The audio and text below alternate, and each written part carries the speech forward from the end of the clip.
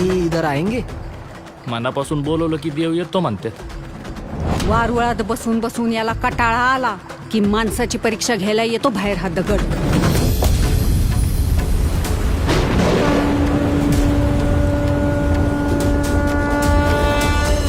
आज महाराज शोधत फिरण्याची वेळ तुझ्यासारख्या नास्तिक बाईवर कशी काय आली? माझ्या आस्तिक नवऱ्यामुळं. काय एक आला आमच्यात जरा वाद झालता तर तुमच्या देवळाला कुलूप लावून चावी सोबत घेऊन गेलाय तू. अरे बाप रे, इथे देऊळ बंदच का?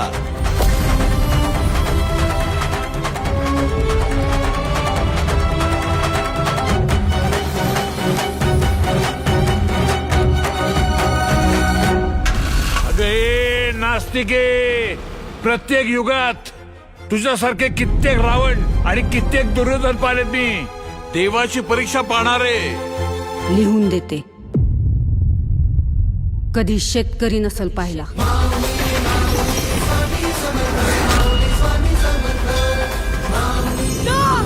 निघून जा इथून, निघा.